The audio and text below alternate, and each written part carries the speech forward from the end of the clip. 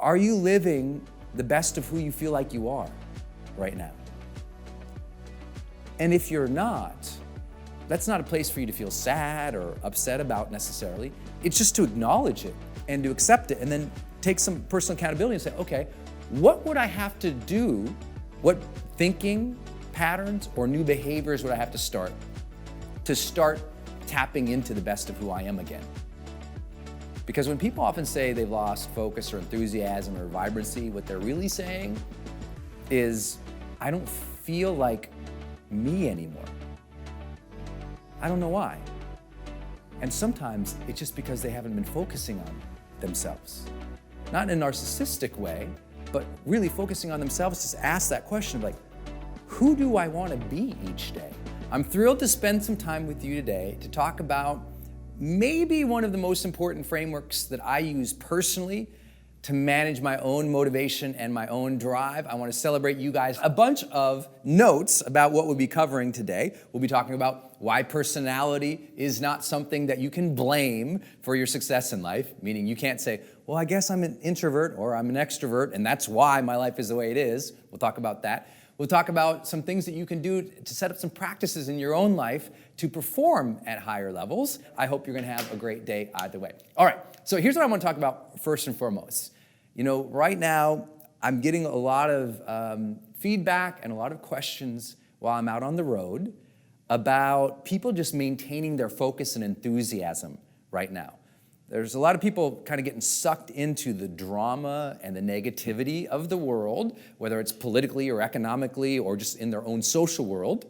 But I think also right now that's coupled with a challenge where people are feeling so overwhelmed. You know, they're feeling like there's so many opportunities to chase, so many courses to take, so many new initiatives they want to try, so many new products they want to create, so many new people they want to hire or fire, you know? And so they're in this challenge of just dealing with it all. And sometimes when you're there, you find yourself doing one of two things.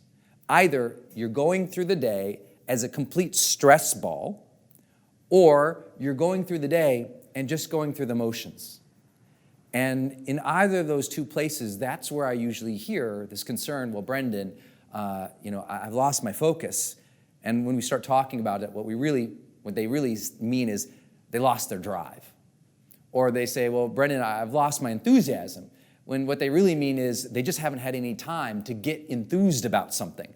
They haven't spent some time just ruminating and thinking about the things that fire them up.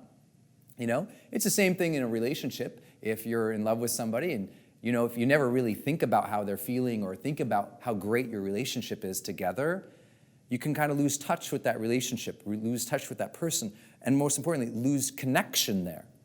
Well, the same thing goes for life.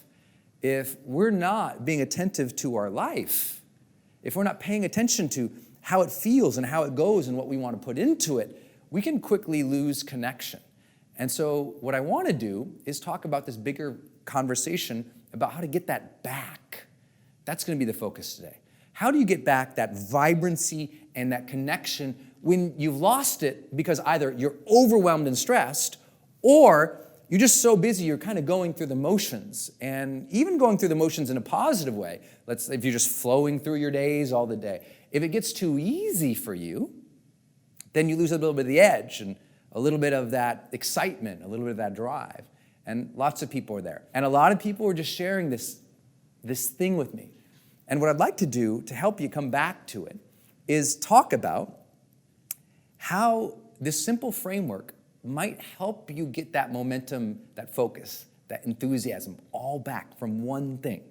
Let's talk about the framework.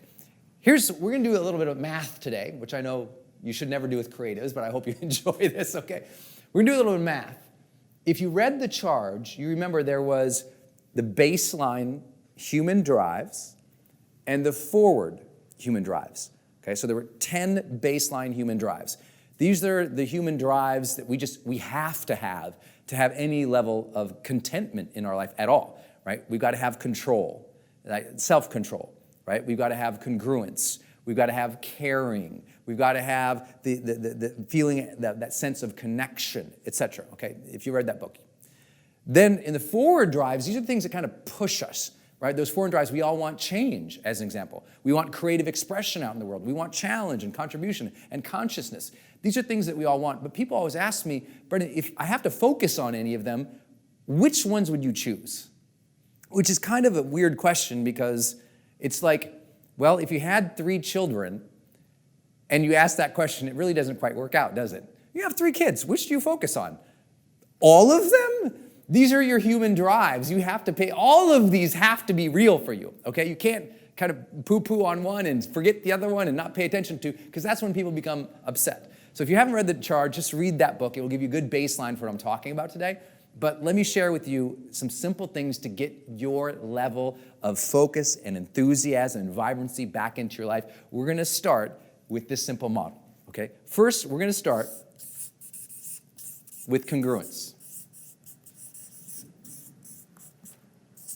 Okay? Congruence is that psychological need we have to live in alignment with who we think we are. Okay? That's congruence. It means if I think I'm a good person, but I don't act like a good person, then I'm going to have this like dissonance inside. I'm going to be frustrated with myself, upset with myself, stressed with myself, disconnected from myself, and ultimately some bad things happen from there. Okay? That's called congruence. We all want to live in congruence with who we think we are, how we want to interact with other people, and what we want to give to the world. So just let's baseline on those real fast for you. Are you living the best of who you feel like you are right now? And if you're not, that's not a place for you to feel sad or upset about necessarily. It's just to acknowledge it and to accept it and then take some personal accountability and say, okay, what would I have to do? What thinking patterns or new behaviors would I have to start tapping into the best of who I am again? Because when people often say they've lost focus or enthusiasm or vibrancy, what they're really saying is, I don't feel like me anymore. I don't know why. And sometimes it's just because they haven't been focusing on themselves. Not in a narcissistic way, but really focusing on themselves to ask that question of like, who do I want to be each day? People are always surprised about how much time I spend on this. I promise one of our bullets today that we'll cover is some of my practices that keep me high performing. One of them is intention in this area. Each day, I'm consistently wondering who I am and who do I want to be. We just finished a study. We were trying to figure out, do high performers think differently about the future than other people? And if they do, what categories of thinking, or topics, if you will, are they paying attention to? And here's what it came out to be. We call it the Future 4. The Future 4 is high performers think more. They literally think more in terms of time, because we ask the question, how much time do you spend on thinking about all these different questions? And one of the things that we found, they think about the Future 4, these 4 things. They think about self, and they don't think about self like, what are my strengths and my weaknesses, and what am I good at today? They think about self into the future. They're thinking about, this is my ideal self, how do I move towards that? And they actually think about that more than, let's say, underperformers. And we can measure that by time. So it's not a generic thing I'm telling you. It ends up being, on average, in these Future 4 that we'll talk about, high performers spend over an hour a week more thinking about these 4 things than underperformers do. That's pretty significant, okay? So let me give you an example. The Future 4 is self, thinking about the self, ideal projection in the future. This means think about your future again. Where does enthusiasm come from? Enthusiasm comes from your orientation to the future, right? I'm enthusiastic about this next moment. You can be enthusiastic about now. No, you're not enthusiastic about now. You're appreciative about what's now. You're joyous about what's now. But enthusiasm has a forward lean to the future, right? So I want you to be thinking about, if you feel like you've lost some enthusiasm, maybe you've just lost connection that you used to have with looking into the future. It's why a lot of people get so excited around New Year's, right? They're so thrilled to be thinking about, oh, where am I going? What's my life going to be? And there's a lot of optimism that happens. It's not just because of Christmas just happened. Maybe it is. There's a lot of giving spirit there. But you head in that New Year's and there's an optimism. Every year, look at the stock market. Every year goes up in January. every year. So what I want you to do is think about the future again. Just sit there, and I don't mean once, a quarter. I mean daily. What do you want your life to be like in the future? And a lot of people don't want to do that because it brings that dissonance. They go, oh, well, I guess my life's never going to be like that. And I know you don't think that because you probably wouldn't be in this audience if you did. But sometimes, as we get so busy, we stop visiting that. I recently worked with a client who, by every measure, is an incredibly successful person. Amazing family, on covers of magazines, extraordinarily wealthy, doesn't have to worry about money or reputation the rest of their life. Just, they got it. They're good, right? But not happy. Felt like they were going through the motions. And one of the reasons we got in, sometimes when you're a high performer, when you're so good, you can go through the motions. And what ends up happening is you're so good, you're going through the motions, nobody else kind of sees it. But inside, you start feeling bored or restless or just detached. But no one sees it. You're still crushing it, but no one can see it because, you're good. And you really don't even recognize it. And often, when you're really good, you stop thinking about the future. Because you're just like handling stuff. You got, right? You're good. So you've piled onto the plate. And the plate is so full, all of your focus and effort ends up just doing stuff. And you're a SWAT team every day. You're amazing, right? You're kicking some butt every single day. You're just crushing it. But you lose your enthusiasm because you took off that hopeful lean towards who you could still become. One of the highest dangers for a higher performer is to think, I'm good. I'm complete. Everything's good. You are a whole person and you are a good person, but none of us is done in our development. So you have to be asking yourself, okay, am I giving myself any time to dream of the person I could become? That's what I want you to do. Because sometimes when you have that level of enthusiasm or the connection there, you will focus more. You will feel more vibrant. You'll feel a pull of hope, a pull of idealism, a pull of growth again. So if you have any sense about you that's lost that, it's really an issue of congruence. The flip side of congruence is sometimes we can live to a level that's below us because we're living congruently with our negative thinking.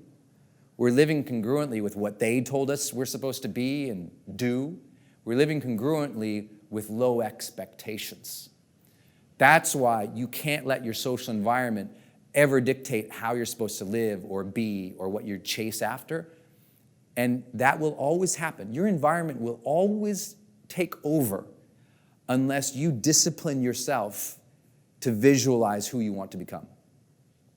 You have to remember that. The social environment will always take over. It's like a garden, That garden, you can have the greatest things all planted around, but if you leave it alone for a month, the stuff starts coming in. After a couple of months, it's overgrowth, it's weeds, and that garden that could be something beautiful and bountiful ends up being taken over. It's the same thing in our social life, right? If you are not disciplined with your own mind about who you want to become, suddenly you start living your spouse's life. You start living your parents' life. You start doing what all your other peers are doing, not what you really desire to do, but you're not even sure what you desire to do because you won't take a second to think about it. So my urging to you is to focus on this area again and do it with a future lean. Okay, I'm going to decide who I want to become, and I'm going to start living in congruence with that more than I have. And here's my morning, simple, daily practice. I shouldn't call it my morning practice. I would call it more of my important moment practice, right? Important moment practice. I'm always asking in important moments, who do I want to be in what I'm about to do? And it requires me to get that performance level up, Like this one, before we do this, I always take a moment for myself where I think about something. And often I'm just trying to get congruent with who you are, Brendon. Because sometimes it's easy to be frazzled, I'm probably dealing with physical jet lag right now. I've got a bunch of new friends in the house. We're in a new place shooting. There's a lot to get frazzled by. So you have to find your moment, remind yourself of who you want to be, and then show up. It's not easy, but it has to become a practice. My trigger is moments that matter, right? Whatever I define that is. If I'm going to see my wife after a really long day, I'm going to know that's a moment that matters when I meet her with what kind of energy. So no matter where I'm at, I'm going to ask, okay, who do I want to be now? And that's going to help me be better. That's all conversations around congruence. Now, if we can take congruence and we can add on top of it a couple things, we'll start really building some momentum here, right? And this is really important. This one is one of the baseline human drives, but one of the most important, connection, right? Connection, I mean basically in three ways. I mean connection with self, right? So that I can feel and sense myself. Self-awareness is a type of connection. Connection with another person that I'm with, and then connection with what I'm doing, okay? Three different ways. Self-awareness, social awareness, and what you might call task awareness, okay? When people talk about being mindful, that's a general way to talk about connection, right? And what I want you to do in this area is take a good look at how connected have you felt? I mean, how connected have you really felt to your wife, to your husband, to the kids, to the work, to your craft, to your art? It's not easy when you are a high performer because you take on a lot of new things, and it's easy now, you piecemeal connection out, right? You kind of connect with your partner once in a while, you kind of connect with the work once in a while, you kind of connect with the team once in a while, but you're so spread thin that overall, not only do you feel dissipated, you don't feel connected. You know, it's like something, you feel like something's missing even though you're giving so friggin' much everywhere. You lose that connection. And it's easy for everyone to do. I do it too, right? I'm working on, as you guys know, this book. It's been a 2-year research project. It's killing me sometimes. I'm like, when is this thing ever gonna get done, right? It's just constant. And there's times that I've sat down, well, I gotta work on the book now. And I'll be just typing along and I'll be like, you know what? This is probably not the energy I need to put in this book. Let me get up, because my focus is bad, my enthusiasm is bad, my energy is bad, and it happens for everyone, because I've got so much other things. And I'll have to, okay, I don't want to connect with my book in this way. I'm going to get up, I'm going to go walk around the block, and I'm going to focus, just as I walk around the block, on deep breathing. That's all I'm going to do. Every step is a deep breath, all around the block. That's all I'm going to do. I'm going to come back into my house. I'm going to drink some water. I'm going to do a couple of vinyasa flows, maybe 5-10 vinyasa flows, sit back down, close my eyes, set an intention for the work, open, and go. And so what I want to do is break that down for you. First, I was self-aware to recognize I'm not feeling a connection to this work right now. I'm not feeling this connection. And what a lot of people do is they go, well, I guess I don't feel it today. I quit. Let's go to the bar. You know, books are fun, bars are better. Here we go, right? You can totally do that. Or you could say, you know what? The creative divine energy didn't hit me today. I guess it's not meant to be for me to work on my book, right? You could do that too. Or you could also just power through it, but not really bring your A game. What you have to do is have the self-awareness to stop, and interrupt yourself. So first, know when you are disconnected. Where in your life are you feeling disconnected? And in that moment, stop yourself and immediately, as fast as possible, remove yourself from the situation. As fast as you can, right? Remove yourself from that situation, whatever it is. I do networking events a lot, right? I'll be out with a bunch of people and we'll be networking and talking with people. Sometimes I'll be in a conversation and I'm just not feeling connected to them. I'm not feeling like I'm bringing my A game. I can tell, you know what I mean? I can tell. And I'll remove myself.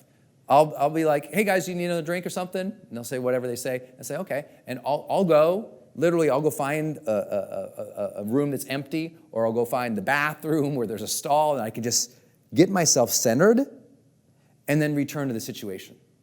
Now, of course, you can't always do that.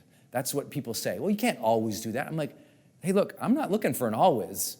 I'm like, get up to bat more often. It doesn't have to be every time, but more often remove yourself from where you're not feeling connected and find that connection. For me, and for everything that we've read in every modern emerging parts of psychology and neurobiology, we know without any question, if you activate your body, you'll activate your brain. If you activate your body, you'll activate positive emotion. If you activate your body, you'll interact better with people. If you activate your body, you'll contribute better art.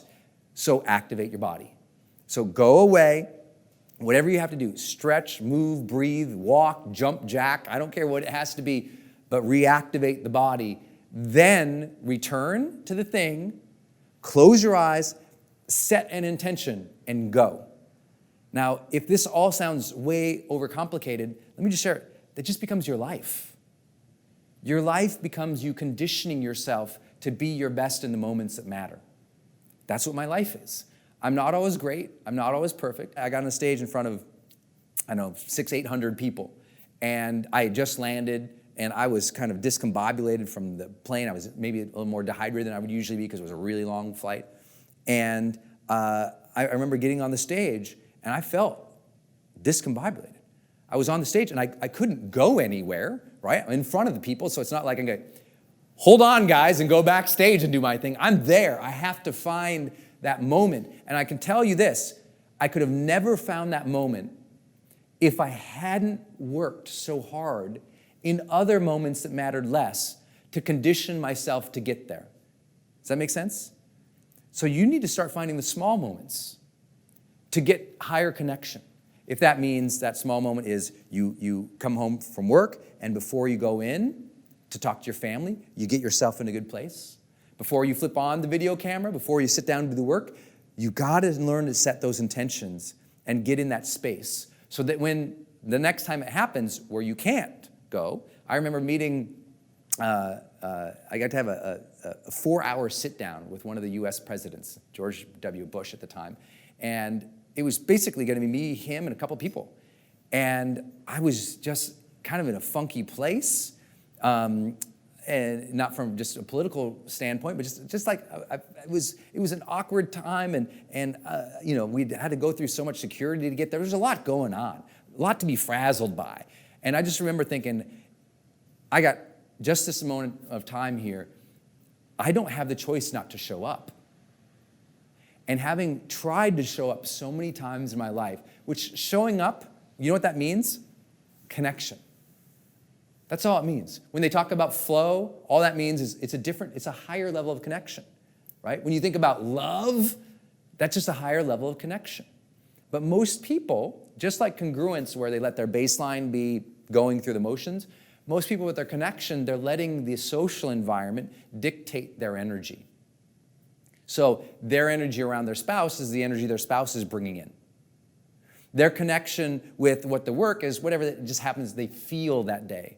And I'm saying, use your conscious mind to override that. Use your body to override that, to deliver the best of what you have, because life is short.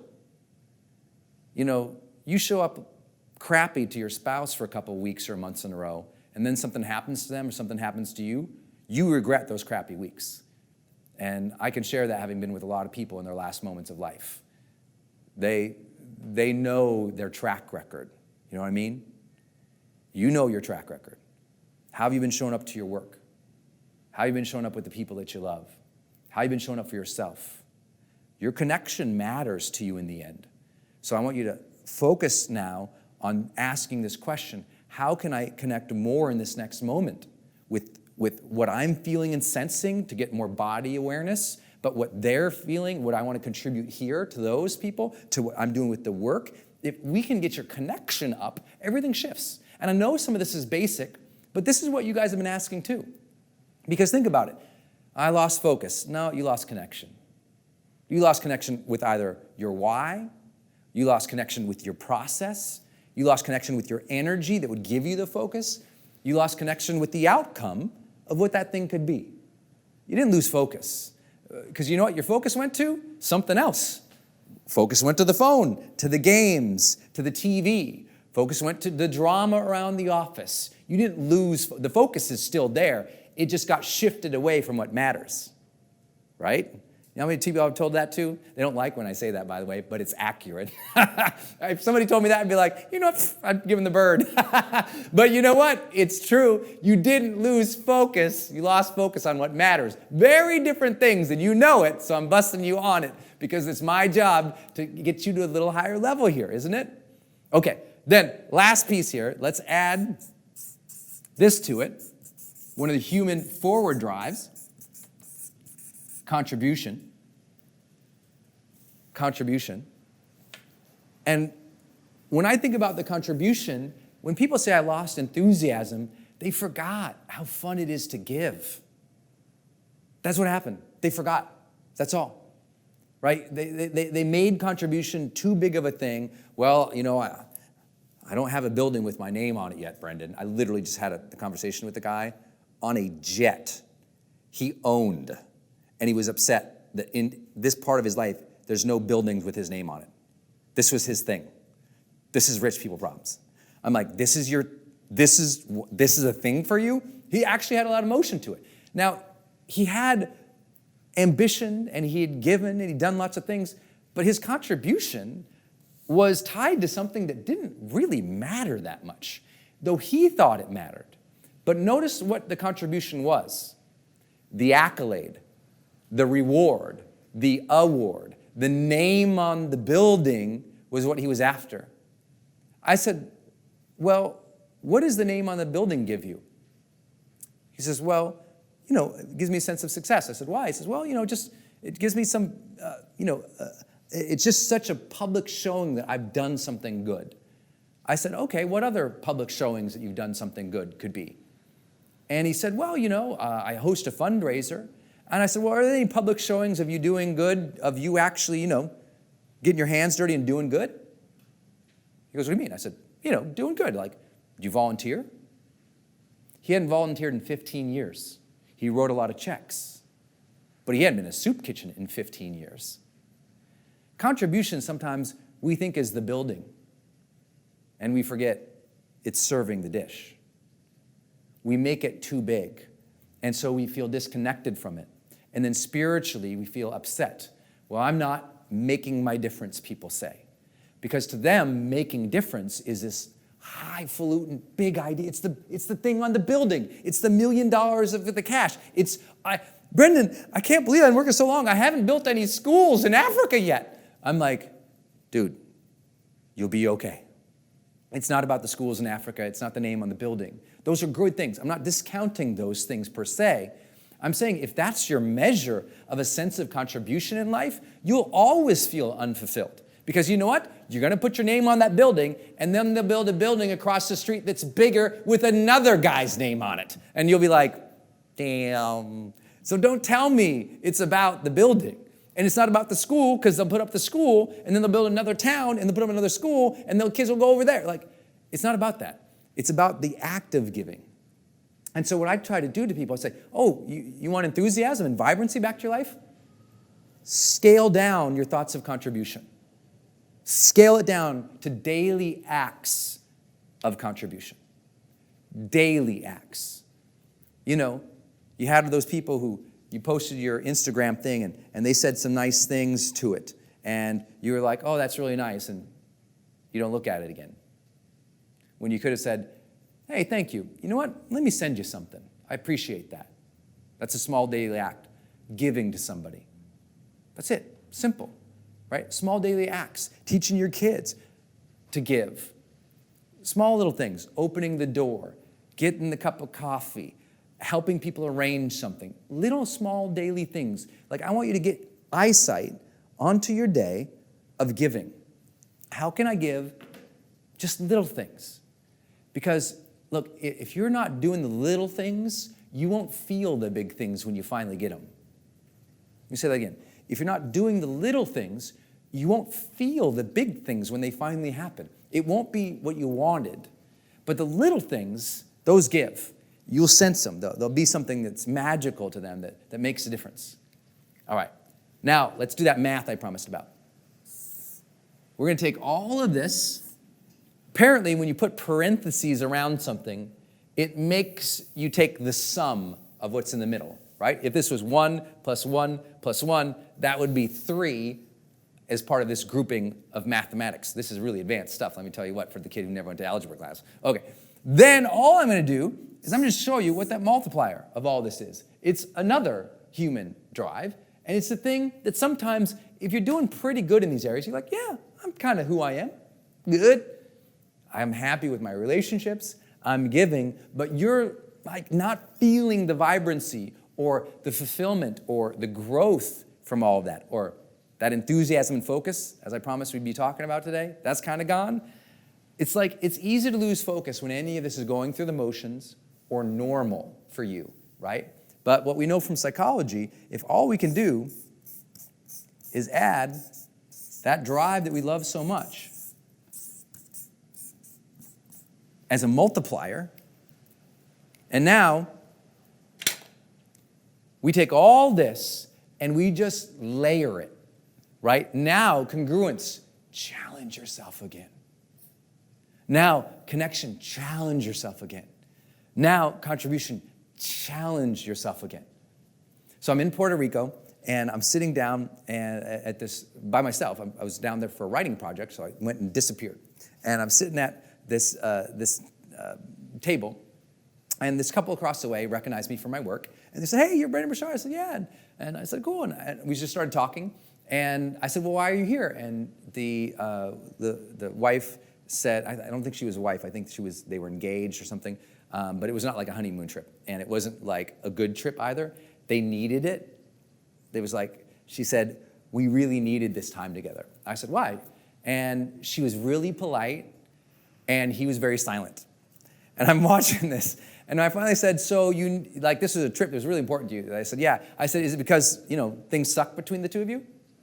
And they were like, they kind of looked at me like, "What?" But I went there because I thought, well, they kind of know what I do. I might as well, And so they said, she said, "Oh, no." I said, "Well, I mean, if you needed the trip, is he not giving you something you really want?"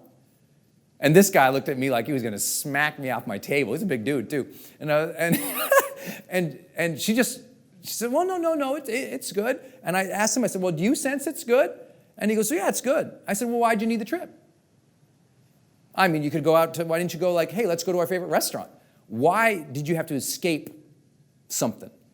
So did you have to escape yourselves to find yourselves here differently? What was going on?